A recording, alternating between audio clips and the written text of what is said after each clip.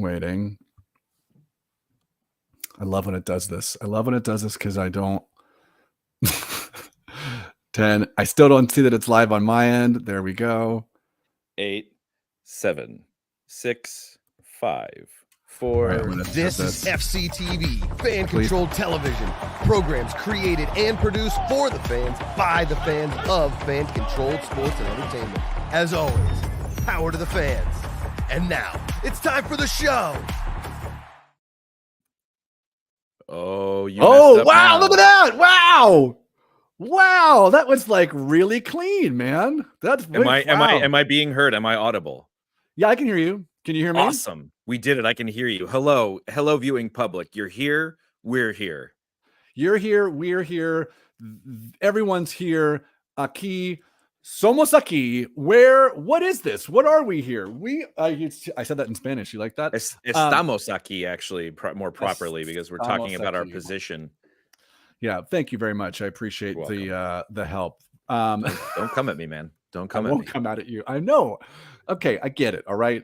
Let's bring it down. I know we're heading into a holiday weekend. Let's keep it together. Yeah. Hey, you're not my uncle. You're not the guy that I'm dreading seeing. That it's fine. And I'm sorry. I came at you sideways there because you said thanks for the help, and I'm like, oh, I'm the help. Yeah, no, anyway. I don't want. It's triggering for you. I get it. Hi, welcome to Fan Controlled Fandom. What is this? This is a show on the Fan Controlled Sports and Entertainment Twitch feed. We are squarely in the cape space, as we say on this show. We are talking about all forms of content in which people wear capes. People wear capes when they're fighting crime. People wear capes when they're fighting crime in space. People wear capes when they're fighting crime in like Middle Earth. If they're wearing a cape, we're talking about it. Yep. Darth Vader, Ned Stark, Batman. Get at me. That's right in the middle there. I love it. What we're doing today, it's the 2023 MBA draft. What is that? What we're doing here is we're taking one thing that's going very well right now, which is the NBA. The NBA in-season tournament is a big success. People are loving it. It's going very well. The floors, the different uniforms. I'm enjoying it tremendously. Something that content-wise, Alex and I on last week's show, we think they're doing great, but the PR right now for the Marvel Cinematic Universe, as we will talk a little bit more about in our quick hits, is a little lagging. So we're going to pump them up. We're going to pump them up a little bit, do something a little fun. We are going to draft. We're going to have an NBA draft, drafting Marvel Cinematic Universe characters to play basketball. So we're going to have a full draft. Alex and I have teams. We're going to draft 5 players: point guard, shooting guard, small forward, power forward, center, and a coach, strictly from the Marvel Cinematic Universe. Here we go. But first, did I slow down tremendously on your end? My video feed took a real crapper there for a second.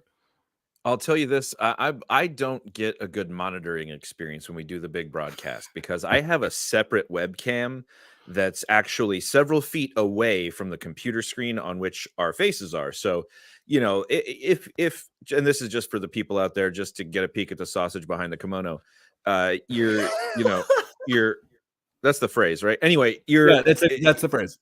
I don't get a chance to see my framing. So if I ever look awkward or you look at my face, you go, God, he's weird looking. That's not real. That's just this camera setup I have. It's great. And we're trying something new in terms of camera setup. We're doing a wider screen, which I'm enjoying. The past couple of weeks, we've been doing the camera right in our faces. And I feel like that could be somewhat intrusive. And now, we get to see the full mantle that you're rocking back there. I'm here for it. I love all the artwork and the pictures. I got artwork back here. That's a picture of my wedding back there. If you're a real creeper and want to zoom in on that, go for it. But until then, let's get into the show. I was there. I know you were there. You're in my wedding. The first thing we do before we get to our main topic is we talk about the quick pieces of nerd news. It's called Quick Hits. There's a stinger. It's very intrusive. Here it comes. Quick Hits. Did it only play once? It's getting even tighter. I just got a little bit of the second play, dude. It's getting even tighter. Woo! Well, Kenny. I'll tell you what. News, since we're now the SAG strike is over. We're going to be vote. Like we're now, as Alex and I are in the union. We have to vote. We got our things to vote next week. I mean, by December 5th. And so things are moving, baby. Things are moving. Productions are going and going. And one of the biggest things that has not been happening because of the strike, both the writer's strike and the actor's strike, is one of the biggest upcoming kind of comic things. Gosh, the brain just took a total. I just collapsed. You're all right there. You're all right. We'll get there. When Disney acquired Fox, there was the X-Men, which we still don't have. And then the other thing was the Fantastic Four. That was one of the properties that Marvel got back, and they've announced that there's going to be a Fantastic Four movie. John Watts, who directed all of the Tom Holland Spider-Man movies, is directing it. I don't think that's right, actually, now that I've said it out loud. I think it's Matt Shankman. It was originally John Watts, and now it's Matt Shankman who did WandaVision. There's been casting rumors just night and day. Jake Gyllenhaal to play Reed Richards, John Krasinski, who is in Multiverse of Madness, is Reed Richards, who is it? But now it's still, depending on which outlet you're reading in. Deadline initially said this was done. Now they're saying like they're circling, blah, blah, blah. I feel like if it's circling, it's done. But Pedro Pascal could be playing, for most part, is going to be playing Reed Richards, a.k.a. Mr. Fantastic. I mean, Alex, I'm seeing the chef's kiss. What do you think of that casting choice? Twofold, actually. I think an age-appropriate casting is great because I think a lot of the early names were like fairly young people, and when you first was that guy Penn Badgley from the Netflix show You was like one of the biggest names being tossed around when they were going to go this younger route. But by the way, Penn Badgley, what are you, like a 4-year-old at Los Feliz daycare? That's a very anyway. I think that a guy with a little gray in his beard and a guy with a proven track record. I mean, he's great. He's great. He can do it all. And I think Reed Richards is depending on the approach that they take with him, like the detached scientist guy or whatever. I'm just excited to see it. I think it'll be really cool. Yeah, I think this is like an absolute coup, frankly. Like, to not just get like an actor who, like, in terms of just talent, can handle this role. I mean, Reed Richards, depending on what the iteration they do, Reed Richards is, in a lot of comics lore, is like the smartest person in the universe. So like there has to be that level. And then depending on how they go, like he can be a little more aloof, a little more standoffish. He can be very quippy, like in other iterations of him. And Pedro Pascal, somebody who can do all of that, but also just in terms of like the zeitgeist, like there isn't like anybody really kind of it right now than Pedro Pascal. Like, that's why I'm saying this is just like an absolute coup. Sorry, the hair is doing some stuff. It's just like an absolute coup because he's such a name right now. Like, it is just, I was floored to see this and was not somebody who I was even considering for the role. But now that it's what seems to be what's happening, it makes it incredibly compelling and interesting. Guy who he can play it super serious. As you've seen him on Saturday Night Live, he can be funny as hell. So if you want to drop him next to frickin' Star-Lord or Benny Cumbies and have him drop some lines, they can do it, baby. I'm starting to have like a physical reaction when you say it. Like, my stomach literally has a little quease to it. There's also news. This is a rumor. This isn't news, but so they now have to cast the rest of the cast. So if they're saying that Pedro Pascal is going to be your Reed Richards, that means, Johnny Fire Guy is not going to be like a 20-year-old. He's going to be probably a little closer to like 30s because he's Sue's younger brother. But Sue Storm is not going to be like a 26. I don't know. It's Hollywood, though. They could be dropping like a 19-year-old with his 50-year-old and playing husband and wife because that's how Hollywood rolls. It's absurd for an older woman to be with a younger man in a Hollywood movie, but Tom Cruise can have a 20-year-old girlfriend and everything. Anyway, Sue Storm, played by Millie Bobby Brown. No, I heard Vanessa Kirby, And they interviewed her at the. Do you know who she is? I have zero clue. Is she related to Jack Kirby? Because that'd be a coup, as you said. She would be another coup. She first came up, like her big kind of like breakout role was as the Queen's sister in the first 2 seasons of The Crown with Claire Foy, and then she has been in such things as Mission Impossible, not the Dead Reckoning, but the one before the Dead Reckoning. She was fantastic in that. She is in, I believe, she was in Fast and Furious Hobbs and Shaw, the one with Dwayne the Rock Johnson and Jason Statham, and so she's really great. She's in the upcoming a movie that I will say, as I work for the studio, yes, this is a movie that we're making, but seeing Joaquin Phoenix play Napoleon is something that I'm just genuinely not interested in. But she is in that movie, and they had the red carpet premiere, because they can have red carpet premieres again now. Oh, thank God! Can't we all just breathe a little more easily? They asked her if she was about casting rumors as Sue Storm, and she played it very aloof, like, "Oh, that'd be such a great honor to be even considered," which to me is like, you're definitely being talked about. So she's cool. I like her based on what you said. She was in because the Crown. Although I did hear yesterday, just completely off topic, that this latest season of The Crown is wild and features a ghost Diana forgiving Charles and the Queen. I don't know if that's really true. But as The Crown is also produced by Sony Pictures Television, I will just say that check it out on Netflix. That's just all I'll say. Stream it big time. But I think she was really cool. And then also she was in, Mission Impossible 12, The Devil's Big Red Ass, or whatever it was. And she was in the last one, and she was the Ghost from Hell. Is that what it's called? Ghost. I don't not the one Dead. So Dead Reckoning Part 1 is one she was also in Dead Reckoning Part 1 as well. But the one before that, the one with the Henry Cavill bathroom fight, where he charges up his fists, where he goes like that stuff is fantastic. Yeah. I love that stuff. I gotta watch that one. I just want they got to make one that's just called Mission Impossible. Surprise! Mission Impossible. He died. That's Mission Impossible. Whoopsie, and then they'll cut Whoopsie into 2 parts, make it 4. Yeah. Two 4-hour movies. This is the one where it happened. Yeah, Mission Impossible. You called it. Yes, let's go. So that's like the positive Marvel news this week. So the other news coming out of like the Fantastic Four casting is there is a lot of hemming and hawing, and some of this was teased in the Variety article.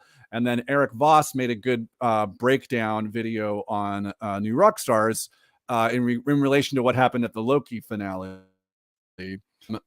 So there's a lot of up in the air about what to do with Kang. Jonathan Majors has a very public trial starting next month. There are other people coming forward with similar accusations against him. So it seems to be like they want to get out of the Kang business, which, I mean, I'm all for. I still don't understand why you just can't recast the character, but it seems like they are going to be potentially shifting completely into potentially making Doctor Doom, who is probably one of the most famous in terms of villains associated with a specific property. Like Doctor Doom being associated with Fantastic Four he's on the ship with them that goes over, that gets blasted by radiation and gives them all their powers in some takes of it. I don't think any of the more recent comic runs, within the original comic run, he is with them, but extremely powerful. Like, in terms of like Thanos, Kang, Doctor Doom is one of the most iconic villains in all of Marvel comics. He is behind Battleworld in the Secret Wars, which was announced. So I'm getting all this because the director attached to direct the Kang Dynasty, Destin Daniel Cretton, who directed Shang-Chi, Legend of the Ten Rings, great director, he directed Short Term 12, a lot of indie films starring Brie Larson, ironically. Great director, but he is no longer attached to direct that movie. And so it's making a lot of people conjecture that movie is not going to be happening anymore. And there's going to be some sort of like reboot, re-announcement. You know, Avengers Secret Wars stays, but then the movie before is like, you know, I think Eric Voss posited Doom's Dystopia or something, like to make it like a two-parter Thanos kind of thing, with Doom being the bad guy lurking over all of it. Dynasty of Doom. Dynasty of Doom. There you go. Easy. And here's what, if you didn't know the video, here's what Eric posited as a way to kind of do this and do it in a way that's kind of organic. So like we have established at the end of Loki that there are all these timelines and there is a Kang on all of those. And Dr. Doom is always supposed to be like, not just smart, like as smart as Reed Richards, but always is kind of like possessing kind of like powers over time and space. So there's no reason why, was what Eric Voss posited, is that Dr. Doom could come in and kind of just like clear the board and just be like, I took care of all the Kangs in all the universes. They're all gone. And I did it and I united them all. And then now I created this other world that you guys are going to all battle on. Battle World. I'm really kind of paraphrasing what he said, but that's basically the gist of it. Like there's only one, like he's the kind of character who could do that. My understanding. I don't know. What do you think? Yeah, I think so too. Like they've always sort of been able to fuse onto Doom whatever he needed to be able to do. Like they're you know, they've made him God basically at times. You know, I think initially, you know, his super science, he also became this like mystic master too, had like conquered the world of sorcery as well, which added to his considerable power. Also the idea that this person is like in control of a country, he's like the ruler of an actual physical body, sort of as a dark counterpart to like T'Challa, I think is also interesting story-wise. Like got some interesting ground to mine there. I don't care what they do. I could see why keeping Kang would be, you know, a lot of work goes into securing websites and other kinds of ancillary IP and stuff. So it's a little hard to turn that ship in terms of like renaming or just completely sort of pivoting the entire idea of the show or the movie rather. But yeah, they just recast him and then use him as a way to usher in Doom, because Dr. Doom also, I feel like, has way more name recognition than Kang. Yeah, I think like, you know, Kang, yeah, Dr. Doom is one of these, like he's an, if you can see, well, first of all, I mean, rest in peace, MF Doom. But there's you know, there just the like look of him, the like, you know, steel mask with the eyes. I mean, I think if you might not even know who he is, but you might have seen that before. Like he's that level of a villain. I don't know. Right. I mean, you could probably make an argument that he's like Marvel's like Lex Luthor or something. I mean, he's like that level, like bad guy who is iconic. So, you know, maybe they were wanting to sit on him for a while to save him for whatever is after the multiverse saga. They maybe, you know, but whatever. I feel like that's where we're going. I feel like we're gonna, but you and I talked a little bit about it as who we thought could they could cast as Dr. Doom. I don't have any guesses at this point since they've cast Pedro Pascal. No, we haven't started drafting yet, Freddie Airmail. Don't worry, we're still doing the quick hits. We're gonna draft fairly soon here. Since they cast Pedro Pascal, usually Doom and Reed Richards are kind of peers, correct? So they should be roughly the same age. So it's got to be like somebody who can counter Pedro Pascal. So I don't know who that is. I mean, what about Javier Bardem? I'm a little bummed they're gonna waste him on Galactus, but putting Javier Bardem in there. Was he Galactus? What was he going to be Galactus in? I just saw he's going to be Galactus in Fantastic Four. Whoa! I gotta Google that right now. Google it right now, baby. I'm gonna grab my coffee for Pete's sake. You Google that up while I tell people about the fine folks over at Hills Brothers Instant Coffee who've provided the good energizing brew. You know, here's the thing: when we're doing the big broadcast, it's very hard for my computer to function properly because it's already working really hard to get the broadcast going. Okay, well, you know, I would have no problem shifting that over just to like make Javier Bardem Doom. I think that would work pretty well, actually. And whatever to like just kind of keep and I'm just saying from Marvel's, Yeah. I'm sure PR perspective, they're like, whatever we can do to keep people from also mentioning the failure of the Marvels and that Jonathan Majors is a monster. like, cool. Yes. No, he's Pedro Pascal. We all love him, right? He's proved himself unproblematic, right? Right. Yeah, Javier Bardem as Galactus is interesting. I love this. This I'm not even going to honor what's in the chat right now, so that's fine. We're going to keep moving forward. We're going to keep it pushing, baby. We got I can't even see the chat. The computer is literally all good. 4 feet away. Just know that someone is calling us a train wreck, and you know what? I'll take that as a compliment. There is choo choo, baby. Choo choo, MFers. Let's go. We got a big old goofy trailer this week. I mean, you want to talk about, we talk a lot of Googa on this show. We got a real Googa trailer for a movie being produced by Sony Pictures. So this isn't actual like MCU. This is like the Sony universe of Spider Marvel characters. It's called Madam Web. And Alex, did you get a chance to check this trailer out? I did. It's everybody's favorite character. When you're talking Spider-Man, the second name you always bring up is classic Madam Web. I loved it. We're usually, there's dialogue in here that's the equivalent of bad CGI, which is like, he was studying spiders with my mom in the Amazon before she died, like something like that. It's incredible. Very Speed Racer. Incredible line. I know. Yeah, I know you can't say anything about anything. I'll know what I will say about it. This is what I'll definitely say. I will say that the thing that we need to do with these movies is Venom has to be the template, and you got to go just silly as all hell, and that's what you got to do. And Morbius, I feel like it was advertised as that, and Matt Smith got it, but for whatever reason, Jared Leto, who is notoriously ridiculous, for whatever reason, reined it in during that movie.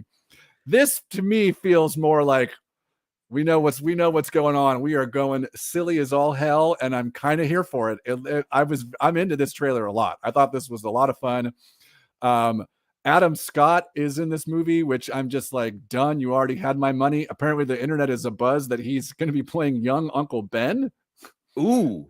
Because here's the thing with this movie, and this is conjecture, and you and I can talk online about this because I do know some stuff as I work for the company. The conjecture is that this movie does not take place in modern times. This takes place in the 90s. And Eric Voss pointed out that in the very beginning, there's this diner that she walks into, and out in front of the diner is a payphone that's like lit up. So it's like a functioning payphone. So that implies that this is not current times. And so at the very beginning of the trailer, she's humming "Once There Was This Boy Who." So I think that really places it. Yeah. This trailer, this is what I'm here for. The thing that I've loved, I've loved the Venom movies. I thought Morbius is definitely grown on me over time, but all these movies like don't have any sort of like, they're kind of like teetering on like maybe teasing, here's a little Tom Holland at the end of this movie, or there's a little spider here. They're really this movie is clearly very much like Spider-Man. Like, we don't see Spider-Man, but there is going to be 3 different Spider women in this, one of whom played by Sydney Sweeney, who is just in an absurd wig, which I'm all for. Go for it. And then there's this guy who is an actual person from the comics, the villain, who I don't know the comics lore, but I know that he is an actual person from Spider-Man comics. But he's in like just like a straight up like Spider-Man costume, it seems like. So I'm just like, great. I'm glad that we're finally leaning into this. And you know what? It can't. What's crazy is that like if this takes place in the 90s, this has to be like a whole other universe than whatever verse Venom is operating in. So I'm whatever. Let's go. My favorite thing about it is it says Madam Web, and in the A is like the Statue of Liberty. And I know, and this is something you can find on the internet, movie shot in Boston. So that's what's hilarious to me when they're like, New York, Boston. A 40-minute train ride away. Asterisk. Asterisk. We got one more trailer. So this is what's a little bonkers. So we know that Echo is coming in January 9th. So that's something we'll cover in this show.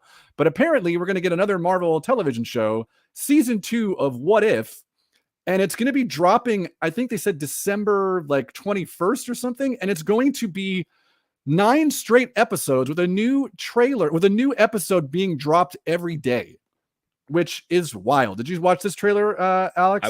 I watched this trailer as well, and I think that they're leaning into what like the what if was supposed to be, because there's some cockamamie stuff you don't necessarily want to show in live action. It's like too hard to pull off, or too expensive or whatever. But you shunt it off into this cartoon almost as a proof of concept, and then if it gains popularity, like now it's all canon, so you can bring it in. And just like we saw Captain Carter. That was such a great thing that we got in the show. That episode was really great, and then we put her in Multiverse of Madness, and then immediately murdered her. So, but cool. But we have some time. I think we're gonna be talking about this a little later. I want to say something about Multiverse of Madness, but yeah, you're exactly right. I think this had the perfect amount of like. Yeah, this is like goo guy, like, because I think we mentioned this a little bit with like the Marvels. We love the like space kind of weird, like, let's go for it. This show's like, I think one of the things we're definitely getting is what if, like, because now T'Challa is Star-Lord, what happens to Peter Quill? So Peter Quill, I think, might be like a young bad guy. There we saw might be like an Ant-Man T'Challa. There was just a lot of Googa, and I'm very much for Googa. Let's go. Well, also, one of the segments that they've announced is going to be what if the Avengers formed in 1602, which is a direct pull from like a kind of an alternate reality comic series that was really popular. I remember it was like huge news when it was announced by Neil Gaiman and Adam Kubert, I think, one of the Kubert boys. Where that's the exact premise, and the art was really great, and the story was really interesting and cool. I'm glad that they're, again, these are all going to be in reality. So I don't know, is there potential that 1602 Ant-Man shows up in Deadpool? Paul Rudd with a rapier. We saw some of that stuff. We saw them like fighting with swords. There was also a story which I know they tease. It's an indigenous storyline, which I think is very apt with Thanksgiving coming up this week. Heyo. Which I know that this show is just, I like that they're kind of leaning into, or at least what we're getting is like, this is just going to be silly as all hell. Let's go for it. Like, I like that stuff. Like it's what if has to be as goo-guy as possible. So just go for it. Go for the goo-guy, y'all. What if my butt had a snake or something, like just fun. They had fun. Snake? What if the Hulk didn't, What if I can't. I'm not as good as they came up with way better ones, but you're not. Well, what if the Punisher was a gun? You should stick to writing ad copy, but we'll get to that in a second. We'll get to the sponsor for the week, but first we got to get to we're on the Fan Controlled Sports and Entertainment Twitch feed right now. We got to give one piece of sports news as we do every week. I'm wearing an FCF shirt. If you can see, look at that. Bam. Oh, that's the one that got, I remember mine got lost in the mail. I paid for this one with my own money. So, Alex, take us out to the wheel road racing, the world of open wheel racing. Well, there was trouble out on the old wheel road last night as Formula One cars took to the brand new Las Vegas Grand Prix circuit for free practice one that lasted 9 minutes before Ferrari driver Carlos Sainz drove over some kind of water system cover. A metal cap over something underneath the street, and the car proceeded over it with so much force that it ripped the cap and the concrete fitting that the cap was sitting into out of the ground, up through the car, ruining the engine, the battery, and the monocoque that the driver sits in, the carbon fiber tub. Ferrari had to replace so many components. These are technically restricted updates that they're making, and restricted updates come with grid penalties. So through no fault of his own, Carlos Sainz is going to have to start from 10 positions behind where he qualifies in order to race with his new battery, engine, and monocoque. It's just one of several difficulties that the Las Vegas Grand Prix has already faced, given the offset time schedules to compensate for viewers predominantly in Europe and other parts of the world that are far ahead in terms of timing.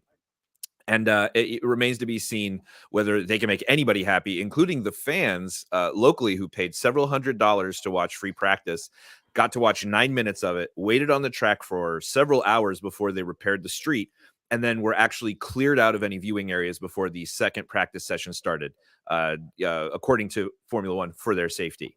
Everybody's pissed. Wow. The only word, my only takeaway was when you said cock. Anyway, yeah. This weekend, Carbon fiber tub. there is, the past 2 weeks, I was talking about the CFL playoffs. The BC Lions, they defeated the Calgary Stampeders 2 weeks ago to face the Winnipeg Blue Bombers last week. They fought valiantly, but the Winnipeg Blue Bombers walked away with the win.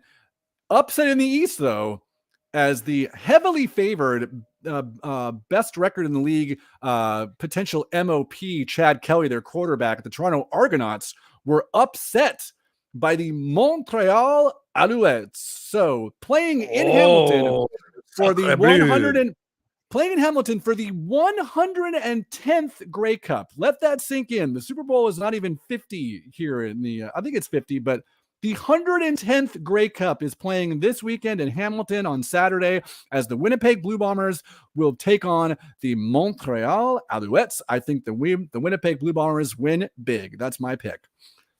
And of course, the Grey Cup itself is a branded Denny's coffee mug. It's actually a carafe. Each player on the winning one of those team carafes for OJ. Yeah, it's an OJ carafe. Each player on the winning team gets to spend an entire week with the Grey Cup. Just at a Denny's, though. You have to take it to a Denny's. Alex, you have to order a Grand Slam. Yeah. We teased that your writing is in ad copy. Who is our corporate sponsor for the week? You're always doing great work, getting us all kinds of great corporate underwriting. Who's our sponsor for the week? Well, our corporate underwriter is, we of course are rocketing at a blistering pace through the holiday season, and Thanksgiving is just ahead of us. And what we've got is a local charity fundraiser that happens every year. We've got Bog Thompson's annual turkey trot. It's this coming Thursday morning before the big meal, a 5K fun run around Hancock Park. Despite what you may have heard about Bog Thompson's brutal divorce, the trot is still happening, only with half the easy up tents because Gina has the other half and the head of Timothy Giblets costume. So there won't be a Timothy Giblets photo op. Also, the children's charity this year is going to be the Bog Thompson Legal Defense Fund to try to get my kids back from Gina. So that's going to be a fun one coming up this Thanksgiving on the morning of Thursday around Hancock Park. It's the Bog Thompson annual turkey trot. The Bog Thompson annual turkey trot. Well, I'm interested in Bog and Gina Thompson, but now it's just Bog Thompson's annual turkey trot. Very, very interesting stuff. All right, we made it here. We are now at the main. I know there's gonna be more coming from Bog Thompson later, so I'm excited. We're here. This is what we're doing now. We are doing the MBA draft. We are going to draft 5 players: a point guard, a shooting guard, a small forward, a power forward, and a coach. We are going to do this. In the past, when we've done drafts, we've gone by position. We are going to do, you draft it however you want. If you want to draft a center first, go ahead. But as soon as that person is drafted, they are off the board. And I think that applies to multiversal characters or whatever. If you draft a character, they're like multiversal counterpart. If we've seen them, we have to have seen them, I think, is where we should go with this. Or at least there's something announced. How about that? Okay, fair enough. But if they're dead, they're off the table. So no Tony Stark. No, not that you would. I mean, you might draft Icarus. Icarus from the Eternals is a very high skill set, but he's dead. I mean, I don't know a lot about basketball, so this was very challenging. But Icarus strikes me as a kind of a token big man, like maybe a Kevin Parrish or something like that. Kevin Parrish killing it. This is gonna go so great. So here we go. We're gonna. Is that a thing? Is that a person? Was I right? Was that something? Parrish is close. You're Kevin McHale and Robert Parrish. They're Robert two different Parrish. People, but they're both. See, but they both were superior post players. Robert Parrish, the center, and Kevin McHale, the power forward. So you're in the ballpark there. So we're gonna go back and forth. The way we're going to, let me make sure I hit all the rules that I wanted to hit on this. Waiting for any position. Yeah, draft when you want. No characters. Oh yeah, only characters who are alive and are established in the MCU proper, I should say. So like Beast, who we have seen in the Marvels, is okay, but like Phoenix or Cyclops, we have yet to see in the MCU. Those are off the table. Does that make sense? Oh yeah, yeah. That yeah. I Okay. inferred that. Great. So Get I'm it? going. I inferred it about Hank with the beat. Never mind. I'm going to go ahead. Oh, good God. All right. So I have a number generator here. I'm being fully honest. I'm going to, why don't you say a number? It's a number between 1 and 10. 3. I'm going to say 8. It is 1. You are closer. So you pick first. All right. Alex, with the first pick in the NBA draft, who are you going to take? Well, I'm gonna go in the kind of the typical 1, 2, 3, 4, 5 order in terms of how you kind of label the positions. So I'm going point guard first. Okay. And I'm going Captain America. Yeah. Yeah. I mean, man, that was literally my first pick. Captain's right in the name. Dang it, you man. know, your point guard, somebody you need a field marshal out there, your coach on the floor kind of player. And Captain America is one of those guys who, you know, he's got a really good fighting skill set, you know, above average powers or whatever. But really, it's about up here. It's about running things, about his leadership. And that's why people like Thor listen to Cap. And so I'm going to say that's my point guard. My number 1 player is Captain America. I absolutely love this pick. This was absolutely going to be my first pick as well. Had I gotten the first pick in the draft, my whole draft is absolutely shattered right now. But that was, but I sent Kenny a text. This is table talk. But I sent Kenny a text when we were talking about this concept, and I said, I'm gonna whip your ass at this thing. And I was making a joke, but was I? You're coming in hot here. I love it. Yeah, no, I love this pick because he is technically still alive. He's not dead. He's not like functioning in the current MCU, I guess, but we know that he can pop in whenever. And yeah, like not only does he have like enhanced abilities in every which way, he's got quickness, he's got dexterity, he's got agility, strength. But yeah, it's the intangibles, the things that don't show up on the stat sheet that you're getting with Captain America as your point guard. Like he's your literal floor general. He can make what doesn't show up on that stat sheet is one hell of a halftime speech if you're going to the locker room with if you're going to the locker room without the lead. You know, he's got to rally the troops, whatever it takes. Like oh God, what a great pick. I'm so pissed right now. You should be. I really nailed it. That is to me, like if you're doing this and if Steve Rogers, and this is to be clear, this is Steve Rogers. This is not Sam Wilson. Steven Deborah Rogers. Yeah, this is to me, if you pick anyone else in the first pick, barring maybe 1 or 2 other people who I think you could take and say just because of their power set is so high. The fact that like this is an absolute no-brainer. Like this is the LeBron James in the draft. This is the Victor Wembanyama.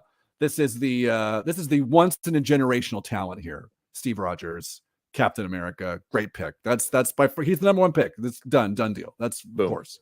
Boom. Oh, so my whole draft is just absolutely rocked, and I can go again if you want. No. I know where I'm going to go.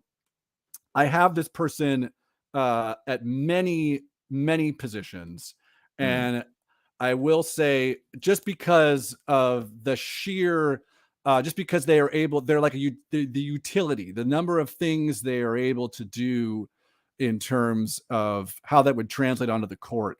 You know, they've got quickness, they've got speed, they've got strength. They don't have size, which is why I'm going to be drafting this person as my point guard. We're going to go 2 point guards. And the one knock on this person is drafting them with the point guard is prior to recent events, they weren't really able to work well in a team, but now we have definitive proof that they are somebody who can work well with others and can lead others. That's why for the number 2 pick in the draft, I'm picking Captain Marvel. That's a good pick. That was Carol my backup. Danvers. Carol Danvers. backup. I'm picking her. I have her at other different positions, but I'm gonna pick her as my point guard just because, like, if at any point I can turn to her and just say, "Hey, can just get us one real quick." Like, she could do it. She can Right. she can thread the needle with that ball if she needs to pass it. She can get a rebound. Her prior to what happened in Secret Invasion, she's the strongest person in Marvel, but I don't want to draft Baby Arm. So No. I'm taking Captain Marvel. She might go later in the draft. We'll see how it turns out. But Once again, Captain Marvel is my second pick of the draft. Captain Marvel. Carol Danvers. in the name. Captain in the name Yes. infers an ability in that zone. It's a great pick. I too thought, the transition of this character into somebody who can be more team oriented is a perfect bellwether for her to be a dominant point guard up front. I love that, Kenny. I love that pick. Yeah. Thank you very much. This is, and like I said too, she really proved in the Marvels, because prior to the Marvels, she took off and she was gone for quite some time while the Earth was dealing with all kinds of guga, and then only showed up for the fight at the end again to fight Thanos. But we learned why that was, because she didn't want to see Monica Rambeau, but she learned how to work with people and to lead, and I think she's ready to go. I think she's primed, ready to lead a team, and she's now my point guard, second pick in the draft. All right, third pick in the draft. Where are you going, Alex? I'm going with the number 2 position. Typically in your scheme, I'm going with a shooting guard. And in terms of balancing out the rest of my team, I wanted to, and again, I don't know a lot about basketball, Yes. but I wanted your kind of prototypical around the rim kind of guard, and like a Dwayne Wade. And yes. I think in terms of a power set, this person is another one who seems to have it where it counts. Already base set skill level through the roof, but can really show heart. Youthful, a lot of vitality, a lot of longevity on this team. I hope you're not doing what I'm doing. My shooting guard is Spider-Man. Oh, I like that. That's not where I'm going, but that's a great pick.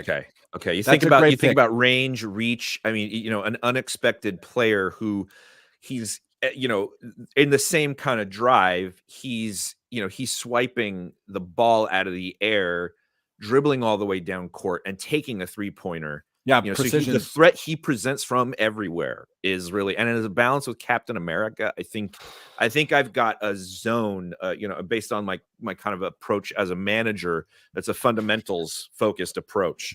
I think I really got it nailed. Very clear. This is a great pick. Yeah, I love this because he's the precision too. Like you want somebody you can throw the ball to, and just be like, you know what? I need you to be able to hit this. I need you to be able to hit this shot from the mid range. I need you to be able to step out to 3 and hit this. And he's shown the ability, because he can put that web shooter wherever he wants it. You know what I mean? So he can turn, especially in this house, right? Well, he could turn to you. He could turn to you in this huddle and just be like, "Coach, I can make it rain out here. Don't worry about it. Okay, give me the rock. Just give me the rock." Plus, just his general operating stance is he's low. He's in a low, and you can't play defense standing up straight.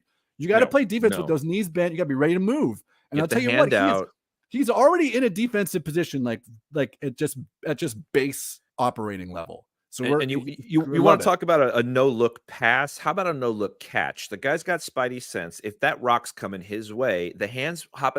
He even was able to keep a fairly basketball sized object away from Doctor Strange in a very kind of basketballish maneuver in the not multiverse of madness, but in Spider-Man Where's My Home? He also literally broke a backboard. If you take Andrew Garfield's Spider-Man in Amazing Spider-Man, he held that ball and the person couldn't remove it.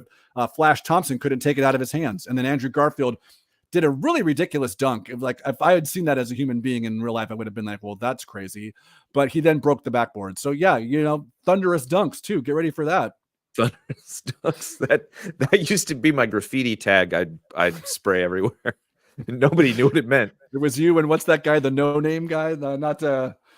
Not Banksy, but the guy who thought he was a Banksy. What's his name? Captain No Name or something? Oh, God. Yeah, me and him. It's that he was the subject of the documentary Exit Through the Gift Shop. Okay. Oh, yeah.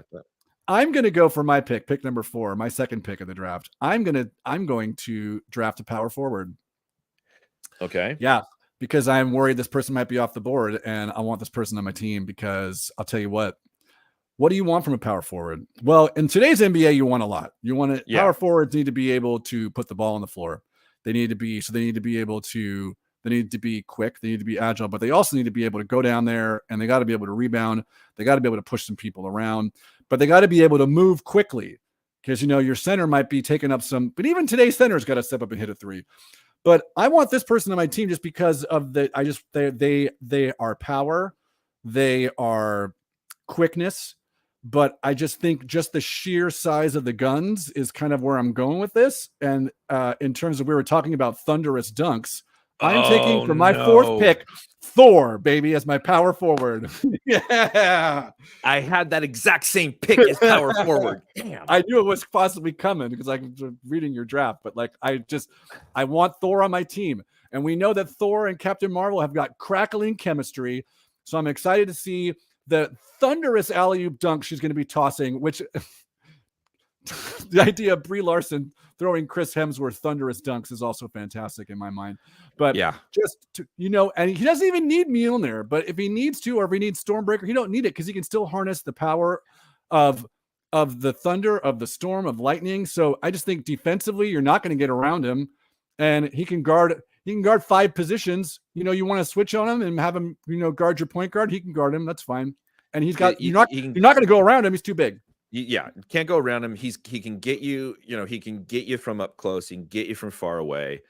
An incredibly powerful and versatile player. And you could tell that from his college days. Just college days. Well done. Back at Asgard Prep. Asgard Poly. He went to, and before that, he was at P. Diddy's football academy. P. Diddy's football. APU, not to be confused with Azusa Pacific University. Go Sunbirds. I don't know what they're. That actually, I don't think it's that far off of Sunbirds. No, I think they're actually the APU Robehems. Robehem. No, the Sunbirds this is a real thing. Not Azusa Pacific, but Fresno Pacific University. I'm fairly certain are the Sunbirds. No joke. And that's Kenny's actual mutant superpower. He knows the animal mascot of any college NCAA. Not any. Team. I think APU is the Cougars, but it is. Yes, it's one of my weird. It's a weird thing, and the worst thing about it is that I'm kind of OCD about it. Is that if somebody says what university they went to, I have to say it out loud what the mascot is. Otherwise, I'm just going to be toiling in my own drama for so if someone's just oh yeah, I went to UNC, I have to say Tar Heels just to say it so that it's out there, and then we can move forward in a conversation. I just hope that the person from UNC is always next to somebody Heels. From I don't know, Bennington or something, so that you can actually stretch. Because if you're pulling out Tar Heels is one thing, but banana slugs, Sunbirds, well, you see Santa Cruz. I don't know all of them. I'm getting better at my East Coast, but if you're a school in California, there's a pretty good chance I know your mascot. And if you're a Division I school across the country, there's a pretty good chance I know your mascot. And then other things I'm getting better at. So, and it's just, it's a craft. You're constantly honing it in, 10,000 hours, Malcolm Gladwell, all that stuff. Got to do it. Okay, great. So that was the fourth pick. Your fifth pick. Well, who are you going to? Well, your third pick, the fifth pick in the draft. Where are you going? I'm assuming you're taking a small forward here since you're going in order. Number 3, I'm going small forward, and I want somebody who, again, modern NBA. You want versatility.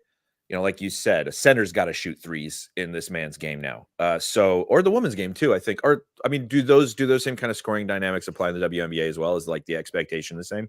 Yeah. Well, no, the WNBA still tends to have a traditional post player. Everyone playing basketball now needs to be able to put the ball on the floor at least and be able to shoot at least maybe 15, 18 feet away from the rim. I don't know if the demand on a center in the WNBA in terms of being able to shoot a three is necessarily there, but it's definitely, if you can do it, there it's there. The game is adapted.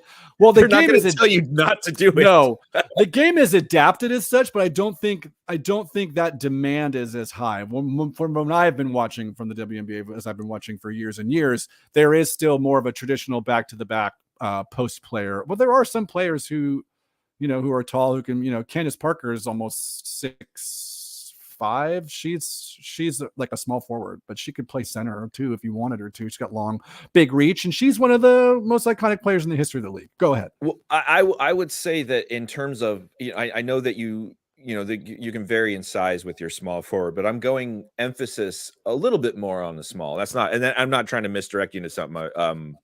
It might seem I am given my pick, but this is somebody, diminutive given the size of some of the other players on the field, but with a pretty large presence and big time ups. I think that's been demonstrated across a couple of entries, and a sort of staying power that means that they, even when they seem like they're gone, they're going to stay in this league for quite a long time. That's why at small forward, the Gentleman Ghosts, my fantasy team named after a separate comic company's character. Small forward, I'm drafting Gamora. Oh, wow. What a pick. Wow. I love that choice. Super strong. What a pick. Aggressive, but able to contain it to be like, she's not her sister. But like she's, and especially either version of her. I guess we get Ravager Queen version of her, who I think I prefer. Wow. Especially too, if you're a small forward, if you're a 3 in the NBA right now, they want you to be what's called a 3-and-D wing. So they want you to be able to shoot the 3, which I don't know what Gamora is shooting, but I know she's a great shot. She's an excellent shot. What am I talking about? Yeah. So yeah.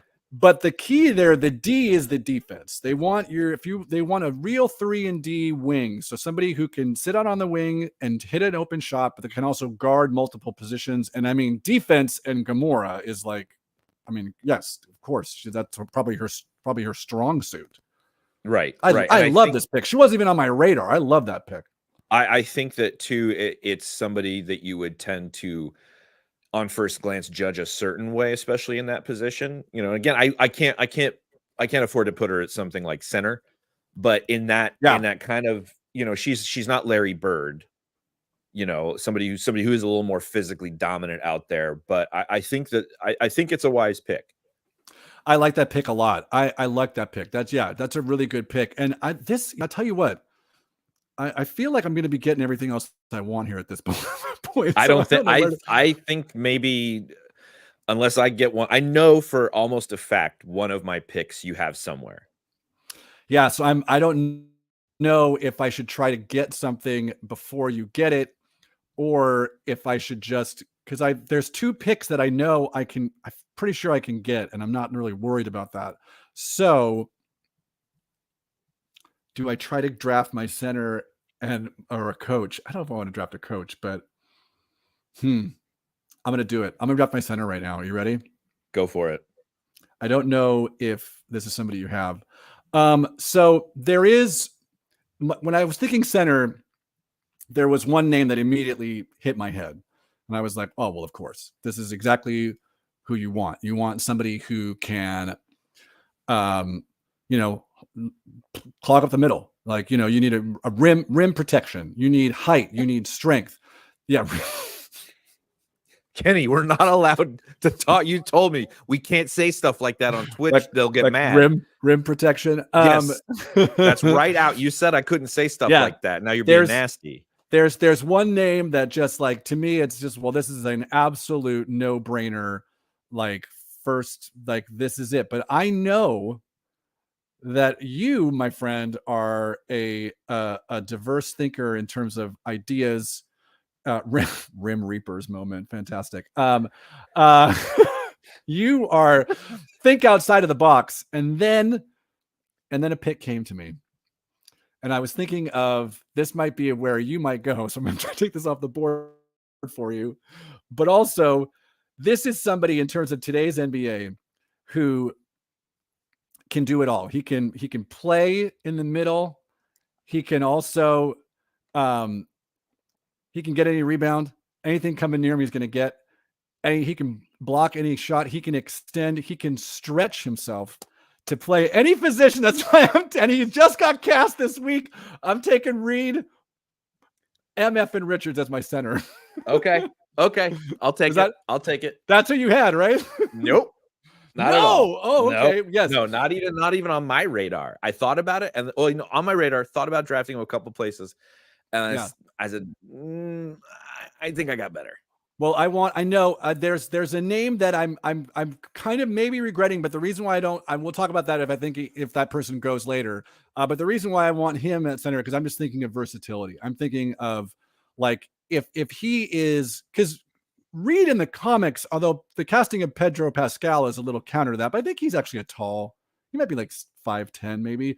Reed Richards is traditionally a kind of taller than average man. So playing against other NBA players, he's probably average. But the fact that the man can just extend himself to any size, it doesn't matter. Like the wingspan is limitless. They always want players, he's 6'9", but he's got a 7'2" wingspan.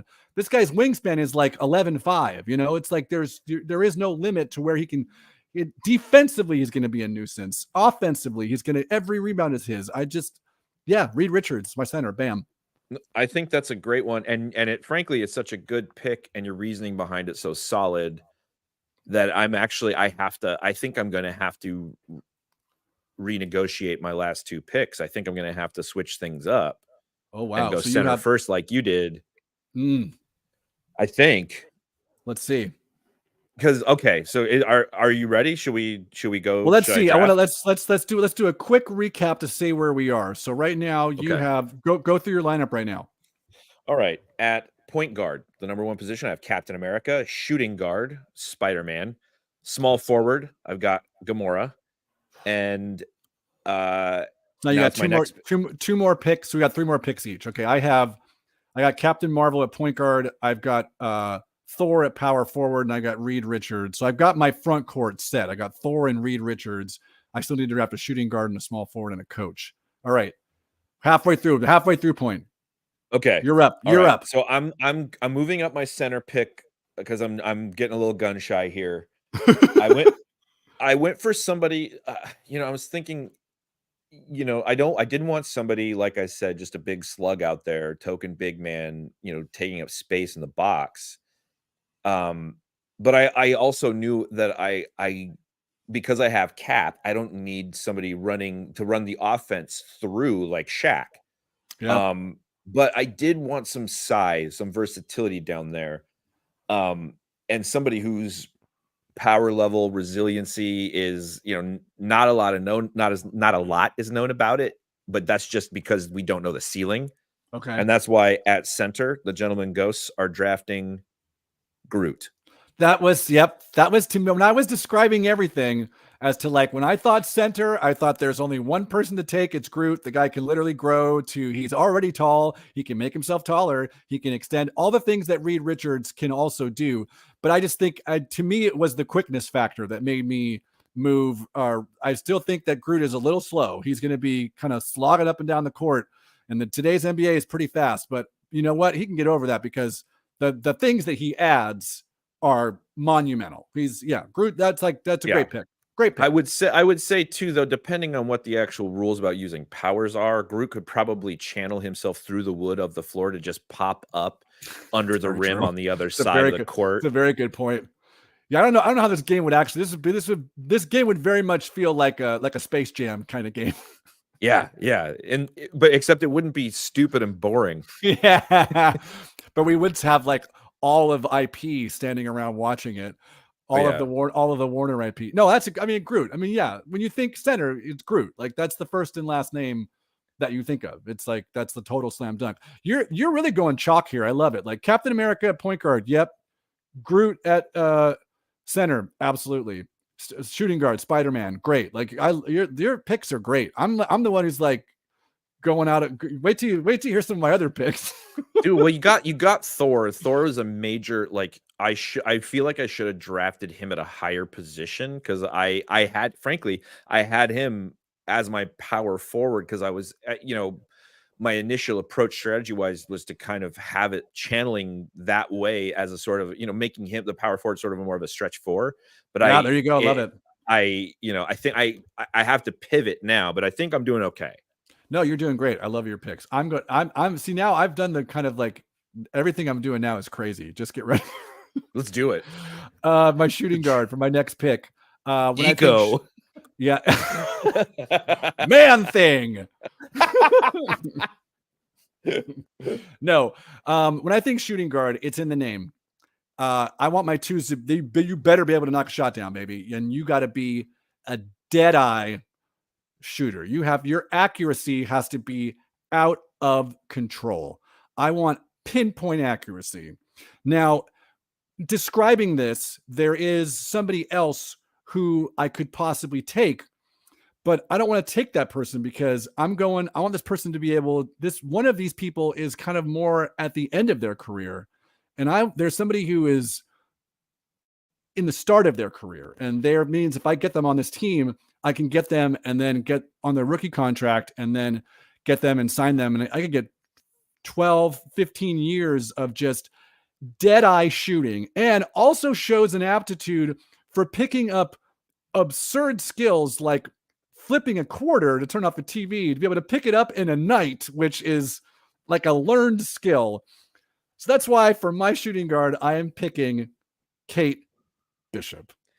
I'm putting my thumb right on the name Kate Bishop under shooting guard. That was absolutely for the exact same reasons. That's such a good pick. She's indomitable. And like you said, a quick study, somebody you can depend on. Sometimes you got to shift these people. They have to sort of take up the slack for other positions, or just in a dynamic situation, be fluid. And I think, like you said, with turning off that television with the snap of her finger, that's such a good pick. And not only because I actually almost agreed with you in my own draft.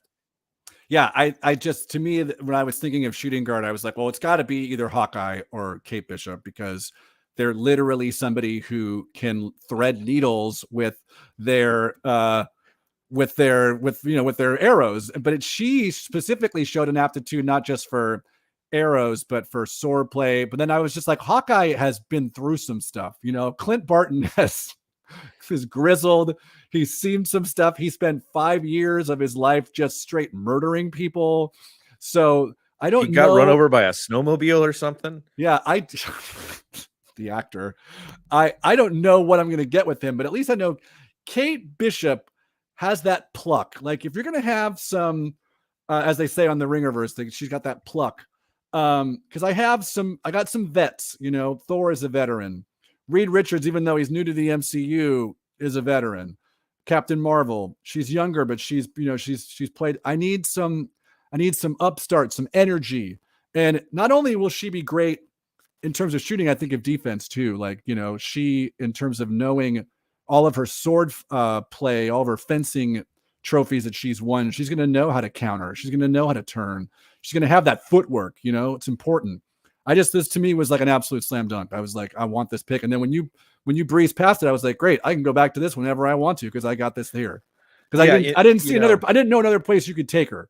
No, I agree, and I wrote down Hawkeye or Kate Bishop because I thought, given the kind of the particulars of this position, they'd be like you said, slam dunks. And if one was taken, I had a backup on the other. But then I started to think to myself, you know what? Don't mix is arrows and inflatables. And I just went, maybe that's a signal to me to kind of pivot. And I too agree. I went with youth and pluck in my pick of Spider-Man. Yeah, that works. Who is barely but a boy.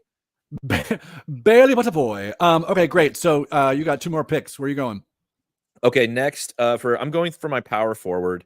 And I'm starting to realize I sort of have a themed up team here, but like I said, I'm going more for the basics. I want somebody down there who has the proven ability to get up and not only has air, but like one of the first things he says is that nothing could get by him or go over his head because he can grab it, because he's fast. Mm-hmm. So as power forward, I'm drafting Drax the Destroyer. Yeah, number 2 on my list. That was if Thor wasn't available, that's where I was going. Absolutely. Yeah, no, This is my third Guardian of the Galaxy. But yeah, I which think, is insane because I'm a massive. That's my favorite property. I don't have any of them except Groot on my list. Because I don't know. I was like trying to think where other people could go, but like, yeah, but no, Drax was number 2. I figured Thor was going to go pretty quickly. That's why I wanted to draft him early. But if I couldn't get Thor, yeah, Drax is the easy pick here. Yeah. Oh my gosh. Yeah. Like not only like deceptively as like big and bulky as he is, deceptively quick and deceptively like the leaping ability. Like how many times have we seen him? Like when it's start of volume 2, when he just jumps into that monster's mouth. Also not afraid of nothing. Like we'll just take on, hey, we're down by 17. We got, we got a quarter and a half left. Hey, we're still in this. He's never going to, you got Cap and Cap. Oh my God. Cap firing that man up. Forget about it. Yeah. They would say, Drax, we're down by 17. And he would say like, no, I think we parked in the basement or something like that. Cause he didn't get it. But like, well done. Like I said, he literally says nothing would get over my head. I would reach up and grab it. Like that's what do you want in a power forward except somebody who just like gets the assignment and doesn't let things get by them. One of the all-time, it's going over his head. Nothing would go over my head. I would catch it. God, yeah. Shout outs to Dave Bautista. Just like I know he never wants to. I know he never wants to play this role again, but gosh darn it, he crushes that every single time. Just crushes. We miss him. Like how many bits work with him? Even in just like an Avengers Infinity War, probably worked maybe a week on that movie. Just every scene crushing. Just fantastic. I love that pick. Love that pick. Okay, thank you. I know that I have a small forward I'm missing or a coach. I'm almost positive I can get my small forward because my small forward pick is a straight up crazy pick. So I'm going to go for my coach right now. And when you want somebody leading your team, you want somebody who has great strategies for what style of offense or defense that you want to run, but also is able to turn quickly and to be able to kind of figure out, to have great scouting, to be able to know what other teams' tendencies are. So then you can adapt your team to counter that, to be able to make adjustments at halftime. Now, this person technically prior to the Marvels would have been off the table because this person died in the Multiverse of Madness. However, because we know it was confirmed that Monica Rambeau wakes up in the X mansion, I am drafting as my coach, Professor X. Very nice. This is really good. This is really, really good. I mean, you have, obviously. It's a bit of a stretch because I know the one that we saw Patrick Stewart get murdered in did he get murdered? I think they all got murdered, right? Yeah, she turned his head into a light bulb or something. And then, but yeah, B says Charles. He does say Charles, so he's there. So we know we haven't seen him yet, but there is a Charles Xavier. So that's who is my coach, Charles Xavier. Whether it be James McAvoy or Patrick Stewart, I don't care. I was gonna do some of these sort of sideways picks, but I didn't want to stretch it too much. But I like it. I like the spirit. Win at all costs. Oh, this to me was I was assumed this was the pick. I have one other idea here, and we can go through and read some of our other ideas that we had for but we didn't. That people, as they say, who are still sitting in the draft room when this is all over, waiting to hear their name, who don't get their name called, or waiting to get that call to be an unrestricted free agent camp invite. We can go through that. They're each just given a black trucker cap that says "Aw" on the front of it. Basically. Do that. FCF, we should do that. If you don't get drafted, you should get a little trucker hat that says, "Oh, I love that." Yeah, but to me, when I thought coach, I was like, well, it's Professor X. And then there's one other choice that I have, but I was like, well, Professor X, he's literally like, he's can read people's minds. So there we go. Well, he's one step ahead of everything. Yeah, and especially, reading people's minds, also then using his telepathy to coordinate efforts out on the floor as people are going. I think that's such a solid pick. I mean, really, he can't make people like he have suggestions, but the other people have to carry it out. Like he can kind of take over someone's mind, but there might be some. We have to figure out what the actual like rules and powers using your powers would be, but we'll see. Anyway, Yeah. you just have coach to draft, right? Yeah, and the only thing that could beat Professor X is somebody who's literally done the job successfully a countless number of times, and that's why I'm drafting as coach Mr. Pat Riley, a legend in the game, ruthless, gets it done, multiple teams. No, that's not true. I'm not drafting. I was gonna Pat say Riley. that, man. Yeah, I was trying to figure out which property he was in. Will he be Oh, in that? he plays Hank Pym. That's him. It's not Michael Douglas. Nope. That's Pat Riley. I love it. All right, who's your pick? Who's your actual pick? My actual pick is somebody that I thought there was only one obvious pick, and I tried to come up with an alternate, and then the more I thought about the alternate, the more I liked the alternate. Ooh, okay. I love this. So I'm going with somebody who, we've seen them. We haven't seen them do this job very much. In fact, we've seen another person do her job quite a bit more than her. But we know that she was doing it a lot longer, and she was doing it from a place of an immense disadvantage because of her gender. I've been saying she for quite a bit, but we're talking about somebody who finds her way to some of the most important rooms of the minds behind World War II, goes on to basically found, shield, and I love keep this safe pick. Wow. the world and the good old US of A. That's why I'm picking for my coach, Sharon Carter. Miss Carter, if you're nasty. I've spilled all my coffee. What a pick. You know what? That's going to be, I'll tell you what, though. I love that pick in terms of everything that she's done, her as skills as a tactician, just her fearlessness. I love it. Is it going to be tough when your point guard and your coach are sleeping together? Is that going to be tough? They call that chemistry, baby. It worked for moonlighting. But like, how old are we doing? Like, are we doing like present day Sharon Carter, or are we doing like? Oh wait, 1942. Yeah, because I think she's dead. But you could do Captain Carter. Yeah. Captain Carter. I think that's better and anyway. Now it's even cooler because now it's like these two giant muscle people are going at it. Like that's awesome. She's got like Steve Rogers bulk on her. She does. There's a lot of questions in the chat about the fan-controlled racing that I don't know the full answer to. I do know that we were in a race in November, the Phoenix race in Phoenix on November 4th. I don't know if there's going to be any more announced dates, but basically there was a car that was a fan-controlled car that we voted on the driver, we voted on the color of the car, all kinds of advertisements that were on the car. And I don't know, there hasn't been anything announced post that, but always check the website, always follow on social, and download the app, the fan-controlled app, and you can get all the updates there specifically because we're not privy to all that information. But if you want to be privy to that information, go check out the website, go to all the socials, Fan-Controlled Sports and Entertainment. All right, so I have one more pick, and this is because of the way the draft shook down. I need a shooting guard. No, I'm a small forward. And I did have Captain Marvel here as a potential. And I had another kind of what I would see deal as a safe pick. But looking at my team and looking what I have and looking that I'm picking last, and so like everything is on the table, I'm going to go absolutely off the rails with this pick. Okay, you ready?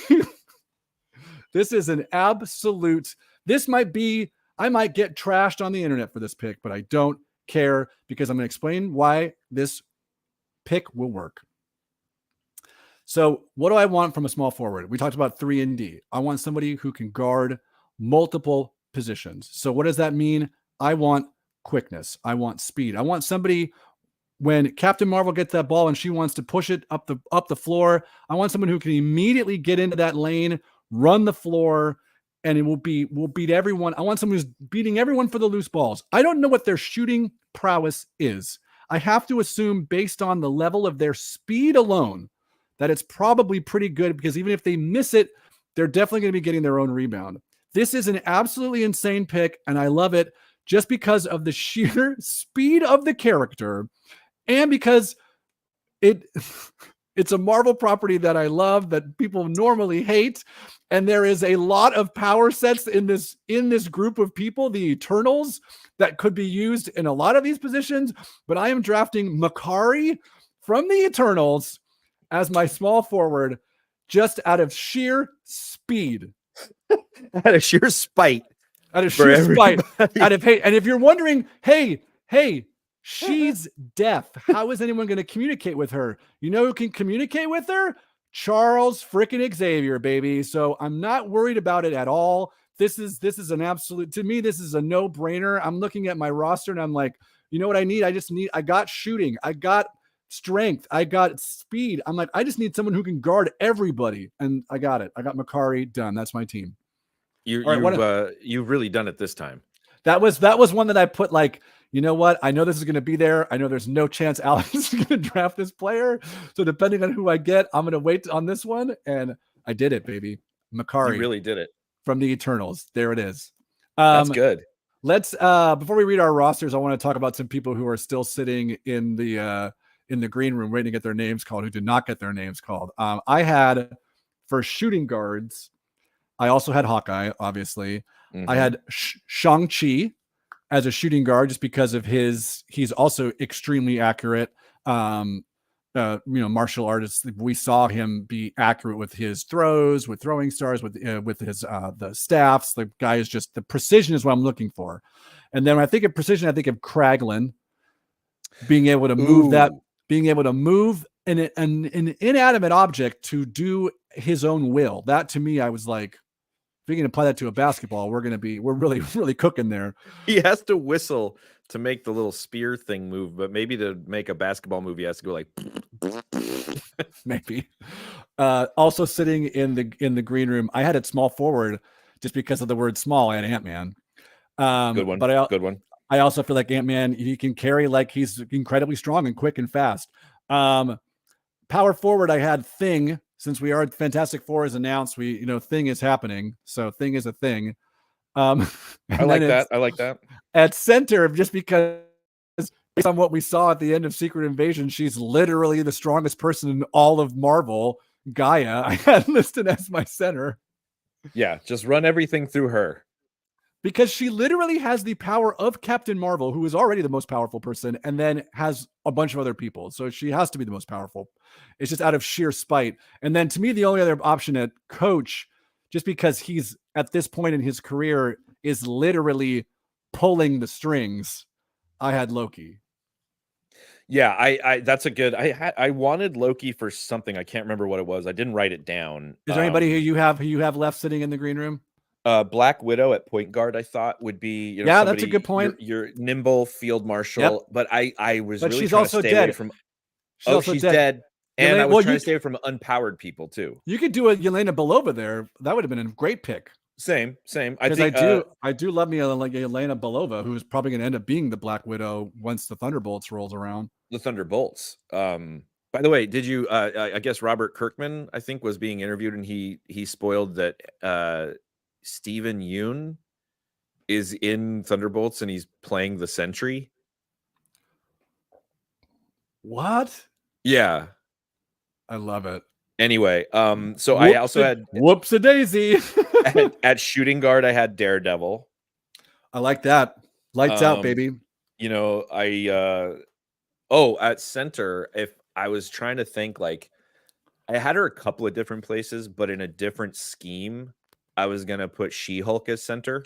That was, yes, I had her on my list as well. I forgot to put that down. Yes, I would, if she was next, because she has it all. She has the height, she has the strength, but she's way more, because you could also put Hulk at center, but Hulk is just, you don't know what he's gonna do. Hulk is too off the rails.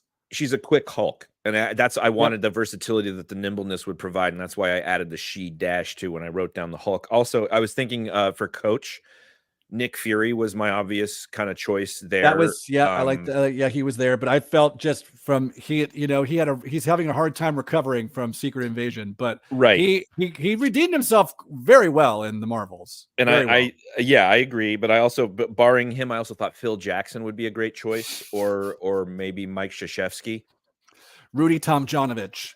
Yeah. Yeah, poor Bobby Knight. I love that. Oh my poor jeez. I do obviously you don't want to revel in, we're thinking of his family and everything for that loss, but the last like 6 or 7 years, man, him like hitching his train to DTJ or DJT. There we go. I got no time for him anymore. Him and Lou Holtz just deciding to like put me on the dais at all your rallies. Pass. That was it. That was great. What an amazing draft we just did. Absolutely, we crushed it. Let's go over our teams. Bonkers. Who's your team? My team. Sorry if I can regain my notes. I'd already moved on to another part of the show. At point guard, we have Captain America, shooting guard, Spider-Man, small forward, Gamora, power forward, Drax, and at center, Groot, all being coached by Captain Carter. What a great, here we go. My team at one guard, Captain Marvel. At the other guard, Kate Bishop. At small forward, Makari. At power forward, Thor. And at center, Reed Richards, and coached by Professor X. Oh, what a roster. I love my roster. Great. By all means, if you want to like get at us and think who won, or to let us know in the chat who you think won, I feel like it's obviously me, but what's fine. I think it's the American viewing public. This is true. All of the internet for watching this. Alex, we had another ad read from our turkey trot coming up this weekend. Yeah, Bog Thompson's annual turkey trot this coming Thursday morning. It's a fun day for the Bog, whole family. Right? It's not Bob, it's Bog, right? Bog, B-O-G. It's a fun day for the whole family. Bring the kids for some fun in the sun. But a crucial warning for this year, we weren't able to secure our permits for the trot, so it has to be done real fast and quiet. And if anyone asks, none of you know one another, Bog Thompson or Timothy Giblets. So that's the Bog Thompson annual turkey trot coming up this Thursday. Incredible. Love it. Thanks so much for all of those things, Bog Thompson. Alex, you know what time it is now? Oh, I do know what time it is. Here it comes. Game time. Here comes the game time singer.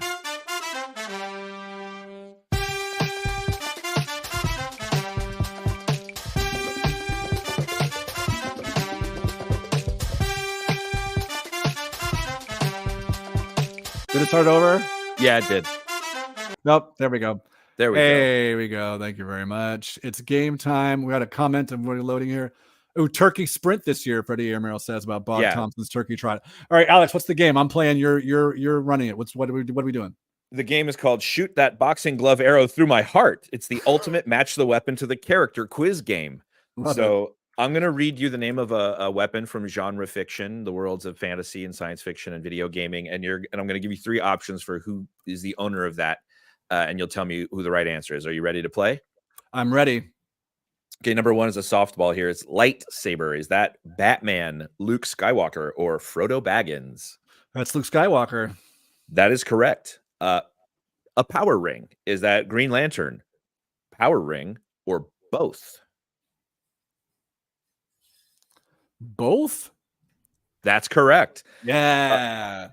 Atlantean sword. Does that belong to Conan the Barbarian, Aquaman, or Sea Dude, the Prince of the Silly Seas? What was the third one again? That was Sea Dude, the Prince of the Silly Seas. Pretty sure it's Aquaman, but I feel like Sea Dude might be in there. No, it's Conan the Barbarian has the Atlantean sword. Okay. All right. What's next? Cappy, the sentient cap. Does that belong to Mario, Luigi, or Hetty, the sentient head? Hetty, the sentient head? Mario, you're incorrect. It belongs to Mario.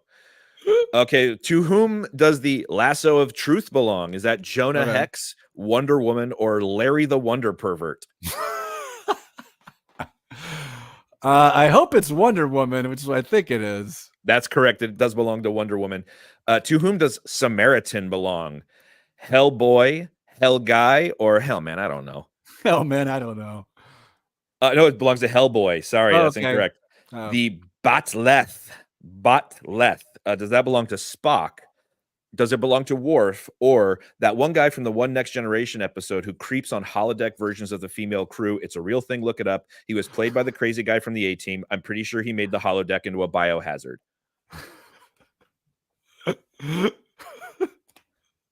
I want to drill down on that for a second. I'm pretty sure it's Worf's, but then let's go.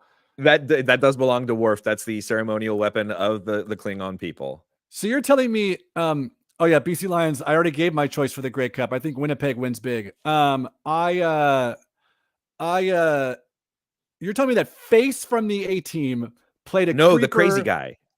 Isn't Face the crazy guy? Well, Murdoch. Sorry, Murdoch. Handsome guy, Murdoch. Face the handsome guy. Murdoch from the A Team played a creeper who made female recreations of actual crew members and like creeped out on them in the holodeck.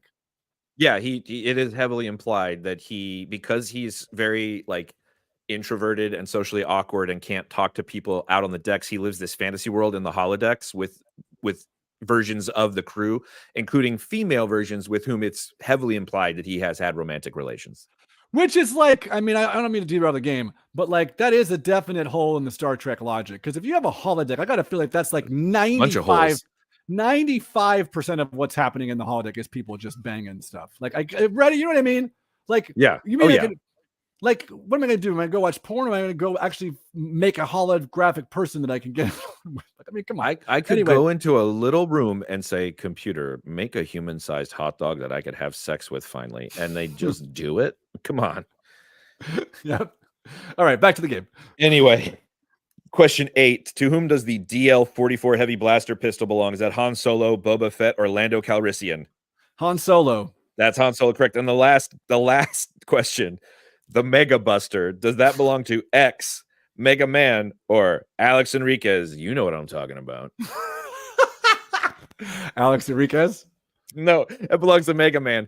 Thank you very much for playing Shoot That Boxing Glove Arrow Through My Heart, the ultimate match the character with the weapon quiz game. What a fantastic game. Well done. I got to say, our games the past couple weeks have just been spot freaking on. So great. We're almost done here.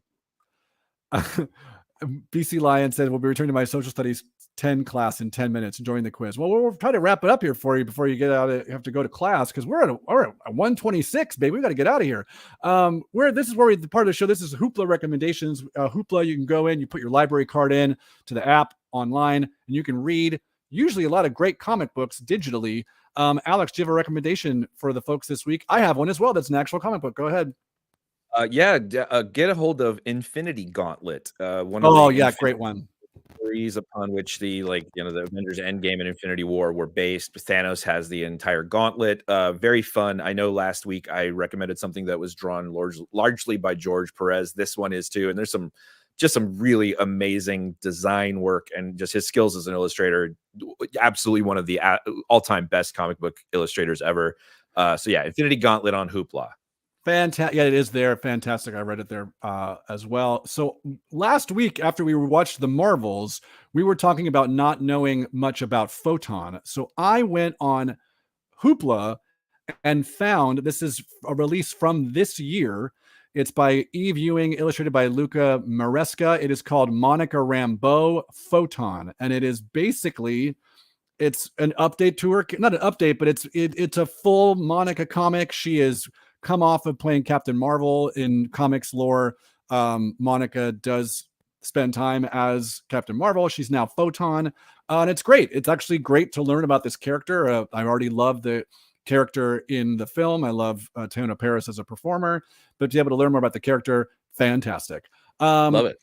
We got one more read about the turkey trot. What's going on? Yeah, Bog Thompson's annual turkey trot. The weather looks like it's going to be perfect on the morning. But just a heads up, if you see Bog in what he's managed to hold on to of the Timothy Giblets costume, just let him wander and definitely don't make eye contact or admit to any authorities that you know Bog or are engaged in an organized fun run, or else Bog's in a lot of turkey doo-doo. And it says that in the press release that he'll be in turkey doo-doo. So that, show up, don't tell anybody about Bog Thompson's annual turkey trot.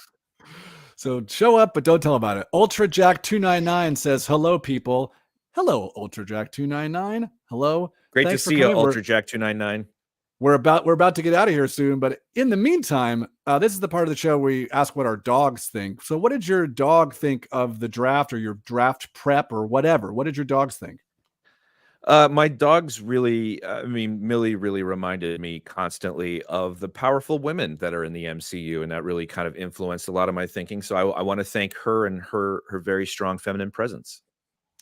Same here. My dog wanted me to make sure that I kept that in check, and I know, and I feel like I delivered. I drafted 3 women on my team, and yeah, she was very engaged in the process. Was next to me all day. Everyone's frozen on my end. Can you see me still?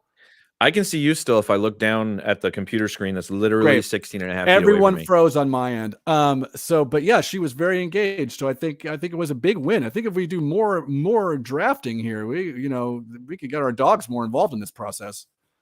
I want that very badly.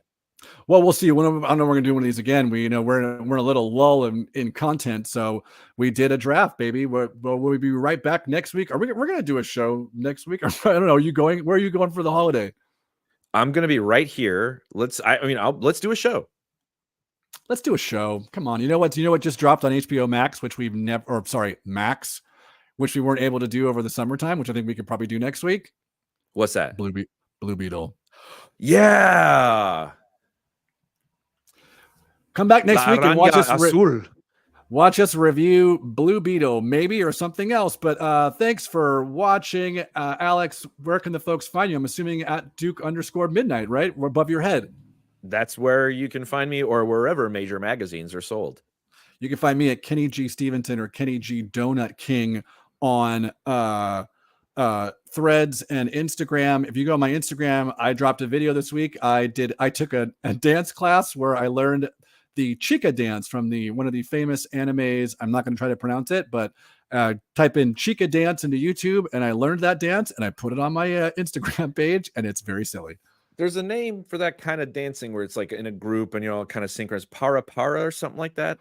It's a dance class put on by the Anime Fan Collective at Sony, and I've told you I've fallen down an anime rabbit hole like you wouldn't believe. I'm here for it, baby. Dude, anime is great. Maybe we do like a little anime thing. You know what? They don't need to see the sausage. We'll get that. It's fine. In a world that we had tons of time, we would cover the final season of Attack on Titan, but I don't have time to watch all that. It's too hard. No. We'll see. But thanks for watching, folks. We'll see you next week. Bye. Enjoy your families. Hold on, I have to load the video. We have to play going out first. And ladies and gentlemen, welcome to hour 4 of Fan Controlled Fandom. Here really we go. Break it down. All right, I got it. All right, thanks for watching, everybody. Bye.